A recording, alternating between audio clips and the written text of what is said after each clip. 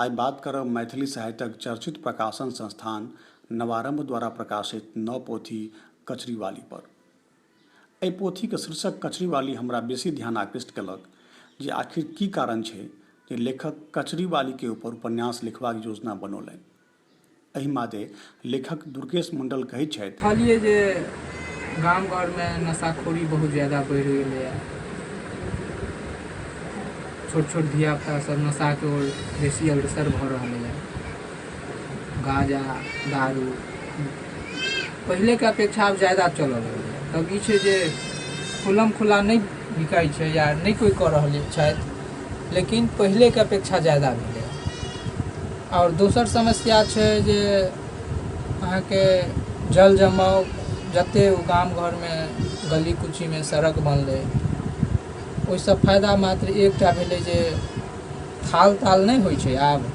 हाँ, मुदा जल जमावके समस्या सबसँ ज़्यादा भऽ गेलै।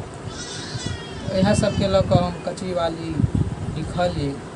आ चूँकि शीर्षके तेहन छै जे एहिमे तऽ बहुत किछु लिखा सकै छलै, तथापि हमरा बुते जतेक संभव भेल लिख देलहुँ। मधुबनी जिलाक पोखरौनी गामक दुर्गास्थान टोलक रहनिहार दुर्गेश जी बीकॉम पास छथि। हिनकर पिता गामेमे मजदूरी करैत छथिन। दुर्गेश जी अखन बेरोजगार छथि, ओना धियापुताके ट्यूशन पढ़ा कऽ किछु पाइ कौड़ी कमा लैत छथि। पछवा हवा साई साई चल रहल अछि, मुदा हवामे कनियो शीतलताक नहि गुम्मस भरल हवा सभीके कुछ अपना दूरा आगोशमे जरेबाक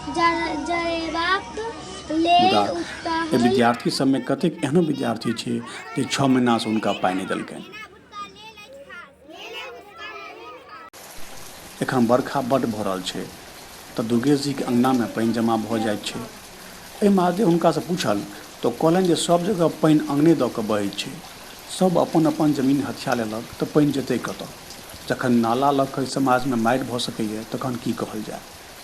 प्रेमचंद, बाबा नागार्जुन, महादेवी वर्मा, अजित आजाद, आद्यानाथ झा नवीन, अवधेश जीके रचना हिनका बेसी प्रभावित करैत छनि। दुर्गेश जीसँ पूछल जे अहाँ मैथिलीमे किया लिखै छी, हिन्दीमे किया नहि लिखै छी, तऽ ओ कहलनि, चूँकि मैथिली हमर सभक मातृभाषा भेल। जब नन्हे टटा रही तबेसँ मैथिली बजनाइ सिखलहुँ। शुरुएसँ मैथिली बजैत आबि रहल छी, जतऽ जतऽ मैथिली बजै छी। तऽ मैथिली कनि बाजऽमे बुझऽमे एकर शब्द सबके परखऽमे सुविधा होइ छै, ताहि दुआरे मैथिलीएमे लिखबाक इच्छा भेल। आ हिन्दीमे ओनाहु स्त्रीलिंग पुल्लिंगके ज़्यादा समस्या रहै छै, व्याकरण दृष्टिकोणसँ कनि ज़्यादा सावधान रहऽ पड़ै छै, जबकि मैथिलीमे ओतेक नहि छै। हमर सभक मातृभाषा छै, लगाव अछि मैथिलीसँ, प्रेम अछि, स्नेह अछि, तेँ मैथिलीमे लिखबाक यत्न केलहुँ। धन्यवाद। मैथिली साहित्यमे दुर्गेश मंडल नवतुरिया छथि। भरोस अछि जे आगू जाकऽ दुर्गेश मंडल नव नव रचना लिखता, खूब नाम कमेता आ संगहि मैथिली साहित्यके सेहो समृद्ध करता।